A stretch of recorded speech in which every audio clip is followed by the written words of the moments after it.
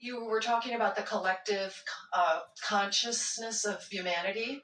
And so when I think about all the things over my lifetime that are in my vortex, like health and the environment thriving and equality and safety and enough food and all of these wonderful creative things in my vortex, and so many others of us have this now. And do you see a way that this community and all of our other communities that are concerned with awakening consciousness and bringing our combined brilliance and intelligence to having these miraculous breakthroughs and solutions and solving these things that were in problems in the old paradigm, do you see a way that we can more actively co-create this? No, because the premise is flawed. Because in everything that you were saying, even though you were using all of the positive words of what you want, you are still trying to fix a problem. Okay. In other words, fixing the problem is the step one part of the equation. That's where you're identifying that something needs to be better, or that you would like something to be better. Mm-hmm. But you've come so much further than that. In other words, when we say to you that everyone who asks has a vortex version that comes into place immediately, and that all that is required for the realization of that as individuals or as a collective humanity is to come into alignment with it, then the very context of the question that you were offering was about a humanity that needed to be uplifted, about problems that needed to be solved. You see, and that's the thing that's tripping so many of you up, and it's really what we've been talking about all day here today. You have to be selfish enough that you're reaching for the solution within you.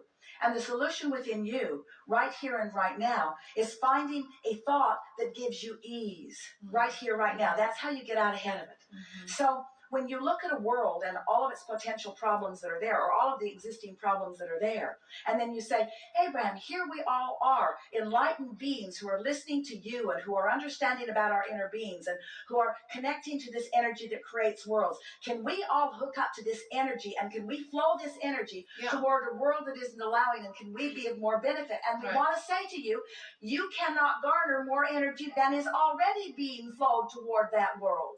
In other words, you're leaving out of the equation the fact that source is already on it, and that everyone is already the object of attention of all of that, you see. It's not about gathering the energy and then focusing it and getting enough people focusing upon it that you're strong enough with your energy to make changes, because everybody individually gets to allow or disallow the energy that's already being beamed to them. That's why we say your dog is trying to teach you that, and everybody else on the planet would benefit from it as well. Also, is if you stop holding those who are victim or those who are problem as your long-term objects of attention, and instead you begin focusing upon the world and finding it in your own experience individually. We haven't been able to convince you on one subject that we were conversing about here today. We have not been able to convince you to let go of your resistance quite yet. And yet you want to take all of that concentration and focus it back on the world. And we say, that is the problem. That's not the solution. Are you following what we're getting at?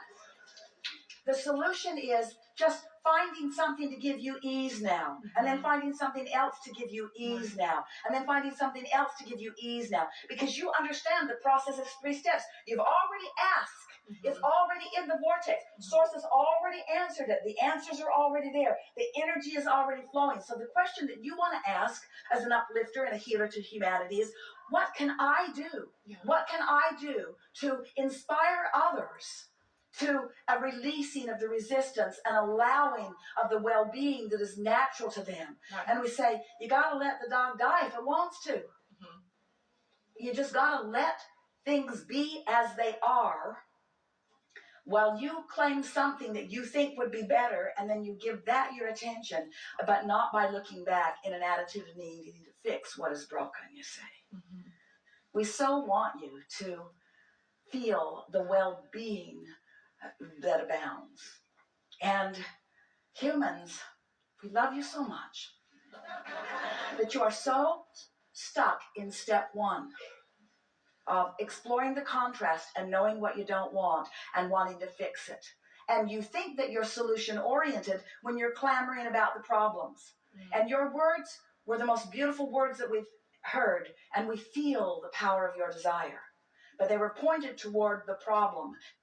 That's why it still felt like something that you were looking for rather than something that you had found. So can you just focus on the solutions and the upliftment and more well-being and more freedom and possibility and co-create and move momentum towards that then on a global level? And that's exactly what you were doing. But here's the step that is going to make it easier for you. So the contrast makes you know what you want, and you're accepting, for the most part, that it's already in the vortex. And you've heard us say that the vibrational frequency of the question is different than the frequency of the answer. And the vibrational frequency of the problem is different than the frequency of the solution. So many teachers, healers, uplifters, take what they've learned from us and they say, all right, the contrast has helped me to identify the problem, and now I'm going to focus upon the solution. And we say, no, you're not. You're saying that you are, and you're wanting to, but you're too close.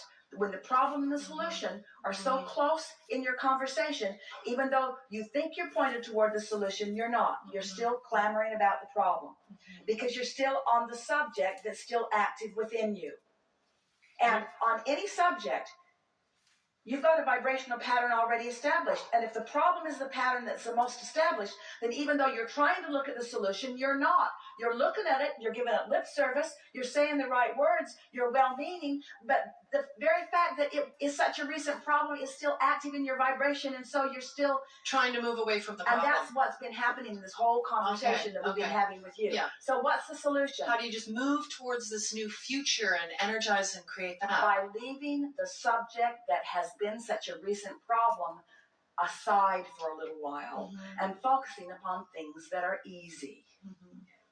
By stop trying to change the world, by no longer wanting to save the guy who has already made his decision that he's going to make his transfer into non-physical, by minding your own business, by tending to the things that you can tend to, by caring about feeling good, by chasing the ball more and wagging your tail more and